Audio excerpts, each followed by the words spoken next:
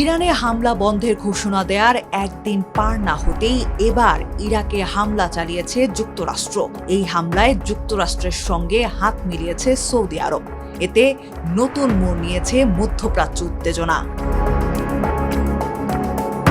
29 July Saudi প্রতিরক্ষা মন্ত্রণালয় এক বিবৃতিতে জানিয়েছে, ইরাকে অবস্থানরত যেসব গোষ্ঠী সৌদি আরবের পূর্বাঞ্চলের তেল স্থাপনাগুলোতে ড্রোন হামলা চালিয়েছে, এই হামলা মূলত সেই গোষ্ঠীগুলোকে লক্ষ্য করেই করা হয়েছে।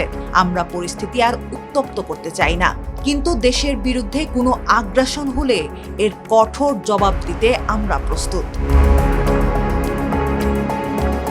যুক্তরাষ্ট্রের সেন্ট্রাল কমান্ড সেন্টকম জানিয়েছে, গত 72 ঘন্টায় 30টির বেশি ড্রোন হামলা চালানো হয়েছে। ইরানের Islamic Revolutionary Guard Corps IRGC এর নির্দেশনায় যুক্তরাষ্ট্রের সেনা এবং সৌদি আরবের জ্বালানি অবকাঠামোকে লক্ষ্য করে এসব হামলা চালানো হয়েছিল। ওই হামলার পরিপ্রেক্ষিতেই এই যৌথ অভিযান পরিচালনা করা হয়েছে, যদিও এসব অভিযোগ পুরোপুরি অস্বীকার করেছে ইরান। এক সামরিক কর্মকর্তা দেশটির রাষ্ট্রীয় টেলিভিশন IRIB-কে জানিয়েছেন, মধ্যপ্রাচ্যে যুক্তরাষ্ট্রের স্থাপনায় যেসব হামলা হচ্ছে সেগুলোর জন্য ইরানকে দায়ী করাই ভুল হিসাব। এদিকে সৌদি আরব ও যুক্তরাষ্ট্রের সমন্বিত হামলার পর ইরাকের দক্ষিণাঞ্চলের বাসরা শহরে পপুলার মোবিলাইজেশন ফোর্সেসের স্থানীয় কমান্ড সদর দপ্তরে একটি বিমান হামলার খবর পাওয়া গেছে, যেখানে 2 সদস্য আহত হয়েছেন বলেও জানা গেছে। মূলত এই PMF ফোর্সই হাসদ আল শাবি নামে পরিচিত। শিয়া প্রধান বিভিন্ন আধা সামরিক গোষ্ঠীর জোট এটি।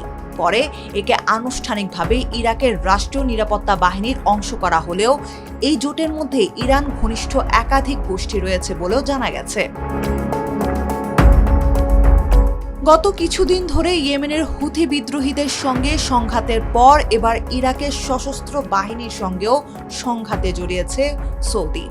বাস্তবে এই সংঘাত থেকে নিজেদের দূরে রাখার কথা বললেও এখন উল্টো মধ্যপ্রাচ্যের যুদ্ধে ক্রমশই নিজেদের জড়িয়ে ফেলছে সৌদি আরব। এখন দেখার বিষয় এই সংঘাত থেকে কিভাবে বের হয় সৌদি আরব।